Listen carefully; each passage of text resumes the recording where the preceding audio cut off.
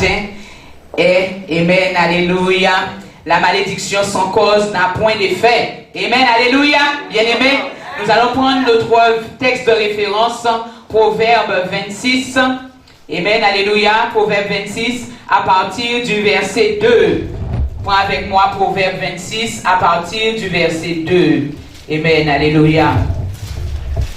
Proverbe 26, à partir du verset 2. Amen, Alléluia. Nous allons prendre le verset 1. La Bible nous dit, pas plus que la pluie, pas plus que la neige en été, ni que la pluie pendant la moisson, la gloire ne convient à un insensé. Comme l'oiseau s'échappe, comme l'hirondelle s'envole, ainsi la malédiction sans cause n'aboutit à rien. Amen, Alléluia. Amen. Bien-aimés, je vais vous lire une autre version de la Bible hébraïque, la Bible juive, qui dit, comme un moineau qui bat les ailes et une hirondelle qui vole, une malédiction injuste reviendra se nicher à sa source. Amen. Tu peux prendre place. Amen. Alléluia. La Bible nous dit, bien-aimés, qu'une malédiction injuste reviendra à sa source. Bien-aimés, la Bible nous dit, l'Éternel nous dit dans sa parole que sa parole ne revient pas à lui sans effet. Toi-même, humain qui es sur la terre, lorsque tu produis une parole, ta parole produit un effet. Que ce soit en bien, que ce soit en mal.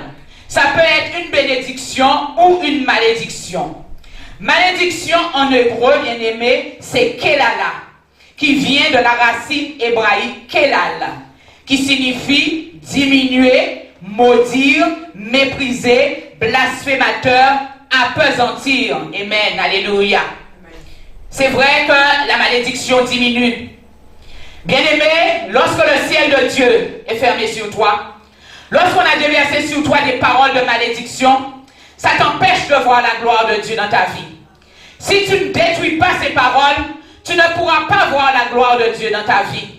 Si tes ancêtres bien-aimés ont fait des choses qui parlent contre ta vie jusqu'à maintenant, qui fait que le ciel de Dieu est fermé sur ta tête, bien-aimé, ça te diminue. Tu ne peux pas progresser. Tu ne peux pas rentrer dans la dimension que Dieu veut pour toi. Tu ne peux pas rentrer dans la gloire que Dieu veut pour toi. Tu ne peux pas vivre la gloire de Dieu sur la terre. La malédiction, bien-aimé, tu peux être méprisé, bien-aimé. Parce que lorsque les gens ne voient pas la gloire de Dieu sur ta vie, qu'est-ce qu'ils font? Ils ont tendance à te diminuer. Ils ont tendance à te diminuer. Ils ont tendance à te rabaisser à terre, bien-aimé. Amen, alléluia. Bien-aimé, si tu es maudit, tu ne peux pas vivre sous un ciel béni. Tu ne peux pas rentrer dans ce que l'Éternel a pour toi.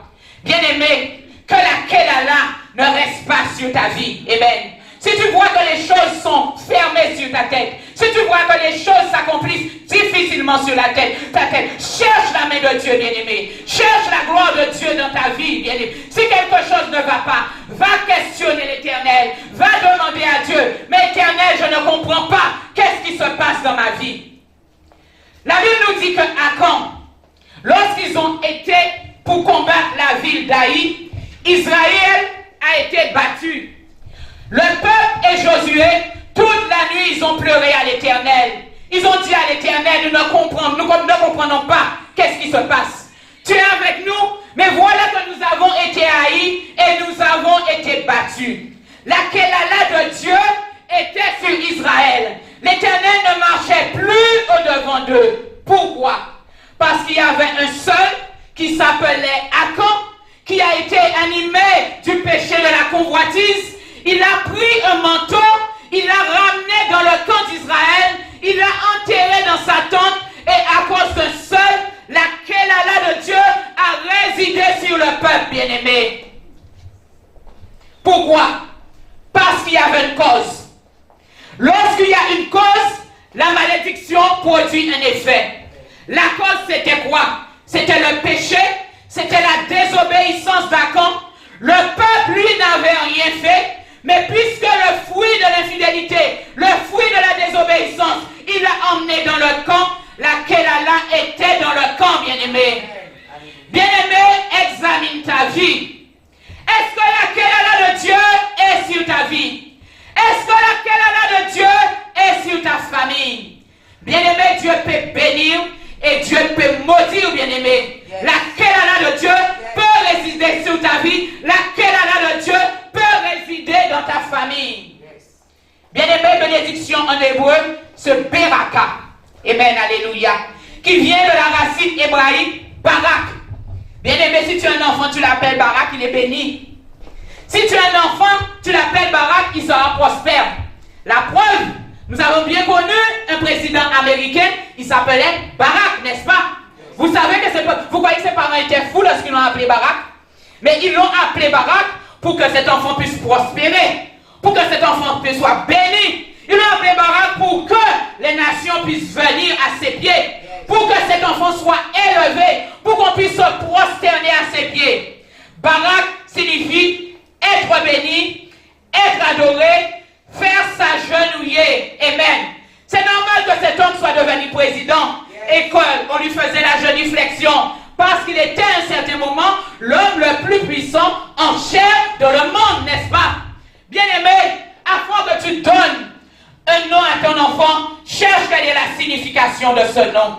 Tu ne peux pas donner à ton enfant nom Kelala. Maintenant, on donne des noms à la mode, on donne des noms qui sont dans des feuilletons, on donne des noms qui sont dans des romans, mais est-ce que tu as pris le temps d'analyser ce qui a derrière ce nom, bien-aimé? Yes. Un Barak ne sera jamais démoli. Un Barak, l'argent de Dieu, la prospérité de Dieu va venir jusqu'à lui. Un Barak va régner sur la terre, bien-aimé.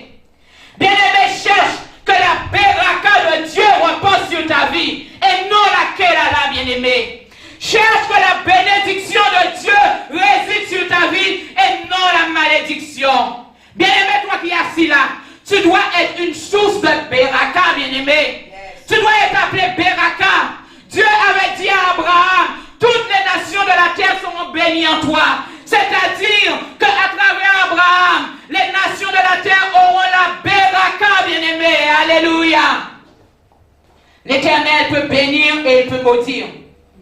La Kelala peut reposer sur ta vie comme la Beraka, bien-aimé. C'est à toi d'examiner ta vie et de voir qu'est-ce qui ne va pas. De même, bien-aimé, on peut lancer la Kelala sur toi, c'est-à-dire des paroles de malédiction. Mais soit si tu es juste, ça ne peut pas marcher. Ça ne peut pas aboutir, bien-aimé. On a vu, bien-aimé, l'autre définition que la Bible juive nous donne. Comme un moineau qui bat les ailes ou une hirondelle qui vole, la malédiction injuste reviendra se nicher à sa source. Une malédiction injuste, elle revient se nicher à sa source. C'est-à-dire celui qui l'a envoyé, s'il n'y a aucune justification que cette malédiction s'accomplisse dans la vie de celui vers lequel on l'a envoyé, c'est comme une balle de ping-pong, ça retourne dans le temps de l'ennemi, bien-aimé. Elle va retourner se nicher. Lorsque tu regardes dans la Bible, on a des exemples multiples. Regardez Aman. Il voulait maudire le peuple de Dieu, bien-aimé. Il voulait faire tuer le peuple de Dieu, bien-aimé. Mais c'était un peuple juste. Il n'avait aucun problème. Il n'y avait aucune source de malédiction dans la vie du peuple. Il a même fait construire une potence pour Mardoché, afin que Mardoché puisse mourir, afin que Mardoché soit exterminé, bien-aimé. Bien-aimé, les Juifs ont prié. Les Juifs ont cherché la Beraka de Dieu. Les Juifs ont cherché à être des baraks. Les Juifs ont cherché à ce que le peuple qui voulait les exterminer s'agenouille devant eux. Et ils ont eu la victoire. Mais une parole de malédiction, bien-aimée, avait été envoyée. Une Kelala avait été envoyée. Mais la Kelala devait s'accomplir, bien-aimée. Lorsque la Kelala est allée vers les Juifs, mais ils ont vu que Juif c'est Beraka. Lorsque la parole de Dieu, la malédiction est allée vers les Juifs, mais ils ont vu que c'est Barak qui est là. Ils ont dit, mais la Kelala, il va retourner dans le camp de celui qui l'a envoyé. Et c'est comme ça, bien-aimé, que cet homme, il a été pendu à la propre potence qu'il avait préparée pour Mardoché, bien-aimé.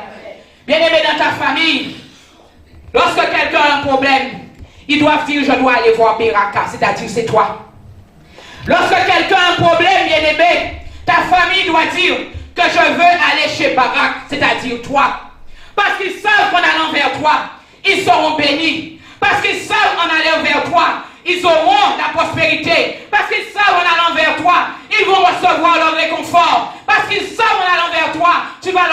une parole, bien-aimé. Les frères de Joseph ont cherché à ce que Joseph soit Kelala, c'est-à-dire maudire. Comme ils savaient quelles sont les prophéties qu'il y avait sur la vie de Joseph, ils ont dit, mais tu ne vas pas régner sur nous en Israël. Non, tu ne seras pas Barak. Tu veux être Barak sur nous en Israël? Jamais. On t'envoie vers un pays éloigné et on verra toutes les paroles, toutes les baraques, toutes les mirakas qu'on a envoyées sur toi. Est-ce que ça va s'accomplir? Mais c'est un moment, ils ont été Joseph, bien-aimé. Pourquoi? Parce qu'en Joseph, qu'est-ce qu'on pouvait reprocher à Joseph? Il n'y avait rien. Quel Kelala qu'il y avait dans la vie de Joseph? Il n'y avait rien. Au contraire, Joseph c'était un barak. Joseph c'était un guébert, bien-aimé. Bien-aimé, la beraka de Dieu reposait sur la vie de Joseph. Lorsque cette parole est sortie et qu'elle n'a pas trouvé l'accomplissement dans la vie de Joseph, elle est retournée directement chez ses frères. Qu'est-ce qui s'est passé? La Kelala est tombée sur leur vie sous forme de malédiction. La famine est tombée. La famine, c'est une Kelala, bien-aimée. La famine est tombée sur leur vie. Et la Kelala qu'ils voulaient pour Joseph, la Kelala est retombée dans leur camp. Bien-aimé, fais bien attention à ce que tu dis. Tu vas voir quelqu'un là, quelqu'un qui sert Dieu. Toi, tu veux venir le maudire. Toi, tu veux venir le démolir. Toi, tu veux venir déposer une Kelala, mais fais attention que cette Kelala que tu as diffusée ne retombe pas sur toi-même. Parce qu'on te dit, s'il n'y a pas de cause, elle revient se nicher à sa source. Une Kelala injuste, bien-aimée, elle va faire comme une bande de ping-pong. Lorsqu'elle ira chez Barak, elle va voir que Barak est béni, qu'il n'y a aucune source de condamnation chez Barak. La Kelala là que tu auras envoyée, elle va retourner vers toi, bien-aimé. Tu dois faire attention aux paroles que tu libères. Kelala, amen, correspond au chiffre hébraïque 12, c'est-à-dire la mêle qui représente un aiguillon. Est-ce que vous savez ce que c'est qu'un aiguillon? Vous savez les bœufs là, pour les faire la direction qu'on veut là. C'est un aiguillon qu'on utilise. C'est un objet pointu avec son pic le bœuf. Et il fait soit à gauche, soit à droite. Paul nous avait dit, au mort où est ton aiguillon? Un aiguillon peut emmener à la mort, n'est-ce pas? Une parole de malédiction peut amener à la mort. Bien-aimé, une Kelala, c'est un aiguillon. Un aiguillon peut conduire à la mort dans ta vie, bien-aimé. Amen, alléluia. Ce matin, que la Kelala de Dieu ne tombe pas sur ta vie. Ce matin, bien-aimé, que tu sois un barak, bien-aimé. Ce matin, bien-aimé, que la beraka de Dieu repose sur ta vie, bien-aimé. La Kelala sans cause n'a point d'effet. Lorsque tu regardes la vie de Daniel, qu'est-ce que Daniel faisait du mal? Rien. Au contraire, qu'est-ce qu'il cherchait?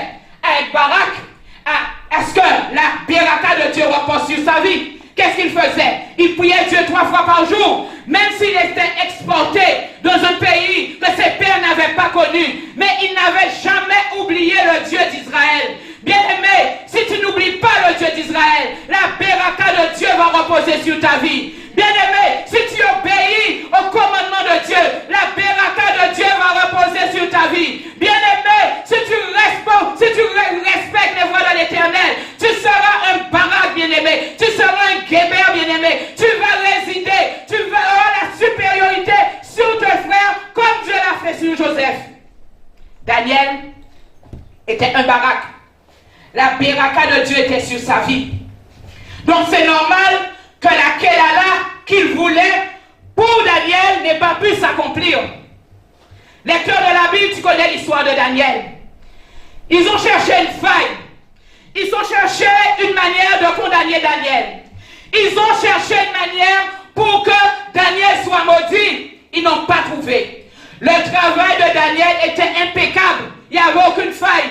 Il ne laissait pas les choses traîner Daniel. Tout était juste, tout était bon. Ils ont dit, il faut qu'on trouve une solution pour que la Kelala de Dieu tombe sur sa vie. Pour que la malédiction de Dieu tombe sur sa vie. Ils ont dit, eh bien, nous avons une idée. On va voir s'il le fait, la Kelala sera sur sa vie. La malédiction sera sur sa vie. On va dire au roi de prononcer un décret quiconque adresse des prières à autre que la statue que le roi a dressée, il sera mis à mort. Alléluia. C'était une porte. Vous savez, la Kelala ne peut pas entrer s'il n'y a pas de porte. S'il y a une porte ouverte, la Kelala va rentrer. La malédiction va rentrer. Ils ont cru qu'à partir de ce décret, ce serait une porte qui permettrait à la Kelala de tomber sur la vie de Daniel. Mais vous connaissez leur fin, bien-aimés. Daniel, il a cherché à ce que la Beraka de Dieu repose sur sa vie. Tous les jours, il allait à la source de sa Beraka, c'est-à-dire Dieu.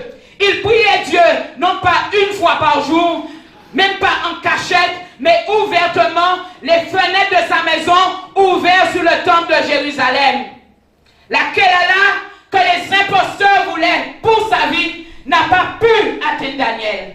Mais comme la parole avait été prononcée, comme le décret avait été écrit, il fallait que cette Kelala, cette malédiction s'accomplisse. Lorsque la Kelala a vu Daniel, ils ont vu mais Daniel c'est Barak. Ils ont vu que Daniel c'est Beraka. Ils ont dit mais à ce niveau-là je ne peux pas aller. Il faut que je retourne vers celui qui m'a mandaté.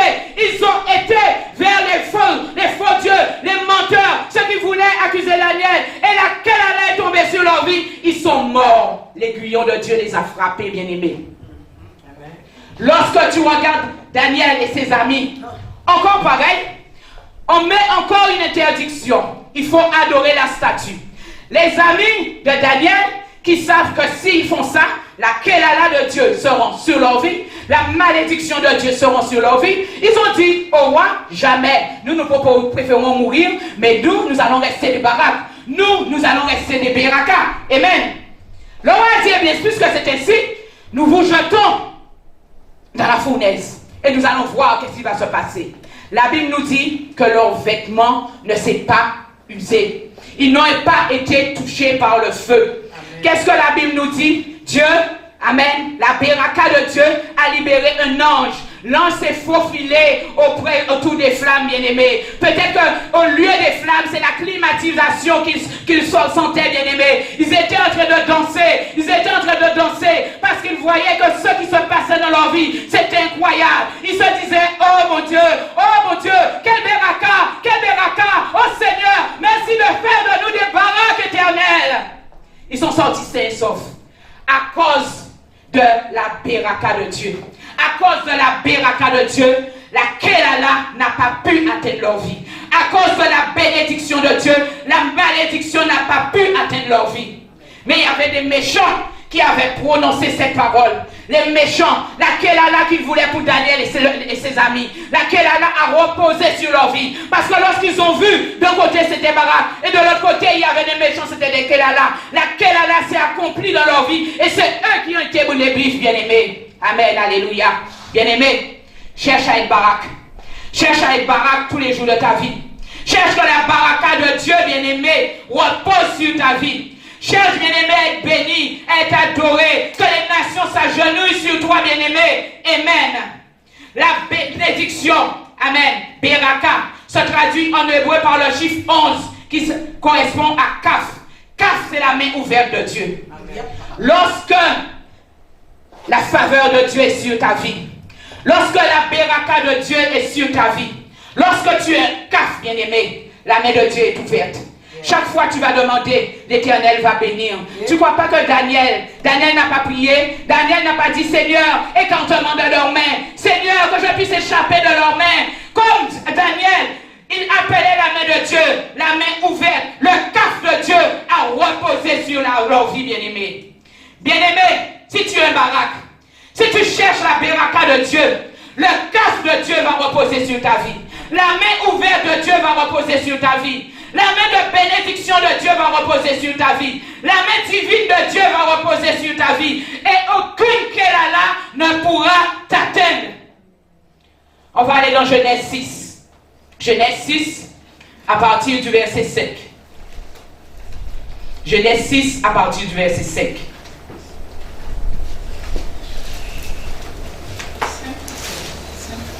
Genèse 6 à partir du verset 5. La Bible nous dit, l'Éternel vit que la méchanceté de l'homme était grande sur la terre et que chaque jour son cœur ne concevait que des pensées mauvaises. L'Éternel regretta d'avoir fait l'homme sur la terre et son cœur fut affligé. L'Éternel dit, j'effacerai de la surface du sol l'homme que j'ai créé, depuis l'homme jusqu'au bétail, les reptiles et les oiseaux du ciel, car je regrette de les avoir faits. Mais Noé obtint la faveur de l'Éternel. À cause de leur désobéissance, la malédiction, c'est-à-dire la Kelala de Dieu, a reposé sur leur vie. Mais la Bible te dit que Noé a trouvé faveur auprès de Dieu. Faveur, c'est la grâce, bien-aimé. La grâce, la faveur se traduit en hébreu par chêne. Amen. Noé était un chêne au milieu de ses contemporains. Mais ses contemporains ne l'ont pas compris. À cause de la grâce de Dieu, à cause du chêne de Dieu qui reposait sur la vie de Noé, Noé a été épargné des eaux du déluge. Amen. Les eaux n'ont pas pu submerger Noé. Pourquoi? Parce que le chêne de Dieu, la grâce de Dieu reposait sur la vie de Noé. Bien-aimé, cherche à être un chêne. Cherche à être une source de bénédiction. Cherche à être une source d'abondance. Cherche à être celui sur lequel la faveur de Dieu va s'arrêter. Cherche à être le chêne sur lequel Dieu va dire, mais celle-là, lorsque je regarde son comportement, lorsque je regarde sa manière de vivre, lorsque je regarde sa manière de faire, je ne peux déposer aucune Kelala sur sa vie. Au contraire, je dépose mon chêne. Au contraire, je dépose ma grâce. Au contraire, je dépose ma faveur. Au contraire, si les eaux viennent pour le submerger, je le mettrai à côté. Je veux l'enlever. Je veux l'épargner. C'est ainsi, grâce au chêne qui reposait sur la vie de Noé, lui et toute sa famille et quelques animaux ont été épargnés. Yes. Bien-aimé, lorsqu'il y a un chêne dans ta famille, respecte-le. Yes. Respecte le chêne de ta famille, bien-aimé. Parce que la grâce repose sur ce chêne, bien-aimé. Si la famille de Noé s'était détournée de Noé, ils auraient péri dans le déluge. La Kelala de Dieu aurait reposé sur leur vie. Mais comme ils suivaient ce que Noé leur disait, ils avaient suivi comme Noé, sur Noé, il y avait le chêne de Dieu. Ils ont suivi la voix que Noé leur disait et ils ont échappé à la mort, bien-aimés. L'aiguillon de Dieu ne les a pas frappés. L'Éternel avait décidé de faire tomber son aiguillon sur la terre à travers le déluge. Mais comme l'Éternel a remarqué que son sceau, sa grâce, sa faveur était sur la vie de Noé, le chêne de Dieu était sur la vie de Noé, le chêne a parlé en faveur de Noé et Noé a été épargné, bien-aimé. Malédiction sans cause n'a pas d'effet. Noé était juste. Il n'était pas perverti comme les autres de sa génération. Il ne faisait rien de mal comme les autres de sa génération, bien-aimé. La Kelala qui allait arriver sur sa vie à travers le déluge, bien-aimé, ça ne pouvait pas toucher Noé. Au contraire, la grâce, la grâce, la grâce. Après, lorsque les eaux ont séché sur la terre, qu'est-ce que Dieu a fait? Double grâce, double chaîne. Dieu a fait une alliance avec Noé. Il a dit jamais je ne détruirai la terre par un déluge. Et pour preuve, je mets mon arc dans le ciel afin qu'il serve de témoignage entre toi et moi, bien-aimé. Bien-aimé, cherche à ce que le chêne de Dieu repose sur ta vie. Le chêne de Dieu va reposer sur ta vie lorsque tu vas le servir. Le chêne de Dieu va reposer sur ta vie lorsque tu vas le servir, mais dans toutes ses dimensions, bien-aimé. C'est avec ton corps. Si on te demande de venir nettoyer l'église, sais-tu que dans l'église, il y a déjà le chêne de Dieu. Dans l'église, il y a déjà la faveur de Dieu. Dans l'église, il y a déjà la miséricorde de Dieu. Tu seras encore plus rempli du chêne de Dieu. Parfois, l'Éternel peut te demander de faire un acte d'adoration en bénissant sa maison de manière spéciale. Mais qu'est-ce que Dieu veut faire? Il veut déposer son chêne sur ta vie. Il veut déposer sa beraka sur ta vie. Il veut que tu deviennes un barak, un homme béni, bien-aimé.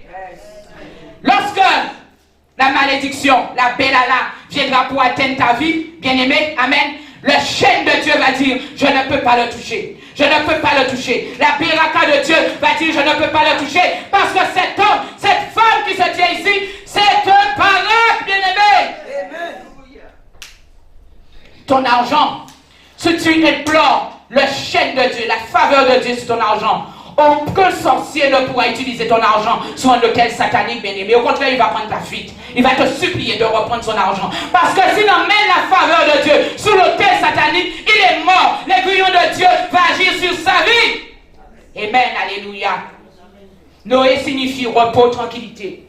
Le repos et la tranquillité qui reposaient sur la vie de cet homme lui a permis d'être délivré des eaux. Amen. La grâce, c'est-à-dire chaîne, amen, reposait sur la vie de Noé.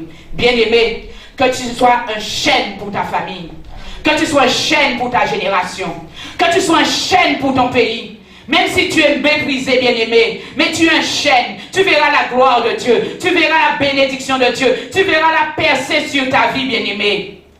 Là où il y a, bien-aimé, là où il y a une baraque de Dieu, là où il y a le chêne de Dieu, là où il y a la béraka de Dieu, la malédiction, la bélala ne peut pas agir. Il sera consumé par le feu de Dieu. Mais pour cela, il faut que tu te tiennes du bon côté. Il faut que tu te tiennes en Dieu. Il faut que tu restes un baraque. Bien-aimé, ta bénédiction, ta prospérité, ton baraque, ne le vends pour personne comme Ésaü a fait, bien-aimé. Il a vendu son baraque, sa bénédiction, sa menaka, sa beraka pour son frère. Mais qu'est-ce qu'il a fait après? Il a pleuré. Mais il était déjà trop tard, bien-aimé. Il était déjà trop tard, bien-aimé. Le chêne que Dieu dépose sur ta vie, bien-aimé, conserve-le. Conserve-le, bien-aimé, conserve-le. Là où on voudrait t'inciter à aller pécher, à aller faire le mal, bien-aimé, cours, bien-aimé, parce que le chêne de Dieu est sur toi, parce que tu es un baraque, parce que la beraka de Dieu repose sur ta vie, bien-aimé. Amen. Protège ça, bien-aimé. Protège ça. Amen. Alléluia. Nous allons aller dans Josué 24, verset 9. Josué 24, verset 9. Amen. Josué 24, verset 9. Josué 24, verset 9. Amen. Alléluia. Josué 24, verset 9. La Bible nous dit, Amen, Alléluia, Balak, fils de Tsiphéor, roi de Moab, se leva et combattit Israël. Il fit lever Balaam, fils de Béor, pour vous maudire. Mais je n'ai pas voulu écouter Balaam. Ce fut une bénédiction qu'il prononça sur vous et je vous ai délivré de la main de Balak. Amen, alléluia. Une différence entre Balak et Barak. Amen. Barak, c'est bénédiction. La malédiction, amen. La kelala que Balak voulait lancer sur le peuple d'Israël. Vu qu'il n'y avait aucune condamnation, il n'y avait rien qui pouvait faire que ce peuple soit maudit. La kelala qu'il voulait déverser sur le peuple s'est transformée en bénédiction, s'est transformée en beraka. Amen. Bien-aimé, si tu es un chêne, si la grâce de Dieu, si la faveur de Dieu repose sur ta vie, tu es bien positionné. Reste positionné. Toi qui nous écoutes, bien-aimé, cherche une église où il y a le chêne de Dieu. Cherche une église où il y a la beraka de Dieu. Cherche une église qui spirituellement représente le barak de Dieu. Parce que c'est où tu verras la main de Dieu dans ta vie, bien-aimée. On a vu, amen, que la bénédiction, ça représente la main de Dieu. La main ouverte de Dieu. Ça représente la caffe de Dieu. Bien-aimé, demande à Dieu d'ouvrir tes yeux spirituels. Demande à Dieu où son caf repose. Demande à Dieu où son chêne repose. Demande à Dieu où son beraka repose. Demande à Dieu où sont les églises qui sont des baraques. Ne dis pas que tu as cherché et que sur la terre, il n'y a aucune bonne église, bien-aimée. Il y a une, il y a deux, il y a trois. Il y en a plusieurs qui vont se distinguer des autres. Peut-être que tu as été quelque part. Tu n'as pas trouvé ce que tu cherchais. Mais continue à chercher encore. La parole de Dieu nous dit que celui qui cherche trouve, bien-aimé. Continue à chercher. Continue à chercher. Demande à Dieu. Dis à Dieu, Seigneur Dieu Tout-Puissant, conduis-moi vers une église où il y a des baraques. Seigneur de Dieu, Seigneur Tout-Puissant, conduis-moi vers un serviteur qui est un baraque, bien-aimé. Seigneur, conduis-moi vers un serviteur. Lorsqu'il va m'imposer tes mains, les mains, ton chêne va reposer sur ma vie. Ta sagesse va reposer sur ma vie. Ta gloire va reposer sur ma vie. Ta faveur va reposer sur ma vie. Cherche des églises qui ont le beraka de Dieu, bien-aimé. Cherche les églises qui ont la faveur de Dieu. Cherche les églises où le caf de Dieu est en action. Cherche des églises où la main ouverte de Dieu est en action. Cherche des églises où les écluses des cieux sont ouvertes. Cherche une église, bien-aimé, où les anges montent, prennent la prière des saints, prennent les requêtes des saints et les déposent auprès de Dieu. Et Dieu ordonne à l'ange de venir bénir, de venir donner ce que tu as demandé, bien-aimé. Bien-aimé, cherche que le CAF, la main ouverte de Dieu repose sur ta vie. Bien-aimé, cherche que le chêne, la faveur de Dieu repose sur ta vie. Toi-même, sois un CAF pour les autres. Que ta main soit toujours ouverte. Que ta main soit toujours tendue pour aider quelqu'un. Si tu es quelqu'un, si tu vois quelqu'un dans le besoin, sois son CAF, bien-aimé. C'est toi le CAF que Dieu va utiliser matériellement, humainement, pour bénir son enfant qui est dans le besoin, bien-aimé. Sois son CAF. Sois sa main ouverte, bien-aimé. Sois un chêne dans la vie des autres. Que la faveur de Dieu repose sur ta vie. Que la Beraka repose sur ta vie. Bien-aimé, la Beraka va attirer ceux qui sont dans le besoin. La Beraka qui sera sur ta vie va attirer, bien-aimé, ceux qui cherchent l'éternel, bien-aimé. Lorsque la Beraka de Dieu repose sur ta vie, ils vont voir en toi le barak de Dieu. Ils vont voir la bénédiction de Dieu. Ils vont voir que tu es un homme béni. Et eux-mêmes, ils viendront vers toi et te demander la bénédiction. La bénédiction se transmet, la Beraka de Dieu se transmet, le chêne de Dieu qui repose sur ta vie. Partout où tu vas passer, bien-aimé, partout où tu vas passer, le chêne de Dieu va rester, l'onction de Dieu va rester, le chêne, l'onction de Dieu qui est sur ta vie va rester, le chêne, l'onction de Dieu qui est sur ta vie va demeurer, bien-aimé. Pourquoi il y a des gens qui veulent que vous veniez vers eux, dans leur maison, ne serait-ce que pour vous asseoir un instant, parce qu'ils savent que si le chêne de Dieu est sur vous, lorsque ils vont partir, le chêne va demeurer, bien-aimé. Ils savent, bien-aimé, si la Beraka de Dieu repose sur vous, lorsque tu vas partir, la Beraka de Dieu va reposer sur leur maison. Ils savent, bien-aimé, si tu es un barak, l'onction du barak va reposer dans leur maison. Amen. Pourquoi il y a des serviteurs de Dieu, ou bien pourquoi il y a des autorités qui donnent les clés de leur ville à certaines personnes? Parce qu'ils ont vu que cette personne est un barak. Parce qu'ils ont vu que la Beraka de Dieu repose sur la vie de cette personne. Parce qu'ils ont vu que la bénédiction de Dieu repose sur cette personne. Parce qu'ils ont vu que la chaîne, la faveur de Dieu repose sur une personne, cette personne bien-aimée. Ils ont confiance. Ils savent que dès que cette personne aura les clés, le chêne qui est sur cette personne, la faveur de Dieu qui est sur cette personne va reposer sur la ville. Ils savent que la Beraka de Dieu, la bénédiction, la prospérité qui est sur cette personne va reposer aussi sur leur vie. Ils savent que leur ville sera un barak. Si la ville était désolée, si la ville était meurtrie, si la ville était dans le pleur, si la ville était dans la dizaine, à cause que cette personne est un barak, bien aimé, tout ce qui est la Kelala va se transformer en Menaka. Tout ce bien-aimé qui était malédiction va se transformer en bénédiction, bien-aimé. Bien-aimé, c'est cette parole que l'Éternel a donnée pour toi. Amen. La Kelala sans cause n'a point d'effet. Amen. La parole de Dieu nous dit que la Kelala, qui est la malédiction, peut atteindre jusqu'à la 4e génération. Mais la Beraka, qui est la bénédiction de Dieu, peut aller jusqu'à la 1000e génération. Bien-aimé, si tu décides aujourd'hui de te positionner comme un barak, si tu décides aujourd'hui que la Beraka de Dieu doit reposer sur ta vie, si tu décides aujourd'hui que tu seras un CAF que Dieu va utiliser pour être une bénédiction sur les autres, si tu décides aujourd'hui que le chêne de Dieu va reposer sur ta vie, la Bible de Dieu, la Bible nous dit que l'Éternel, si tu le cherches, il ne va pas te donner un poison. Il va te donner ce qui est bon. Il va te donner ce qui est bien pour toi. Bien-aimé, désire être ce chêne. Désire être ce barak. Désire être ce CAF. Désire, bien-aimé, être la Beraka de Dieu. Et tu verras la gloire de Dieu dans ta vie. Que l'Éternel te bénisse. Amen.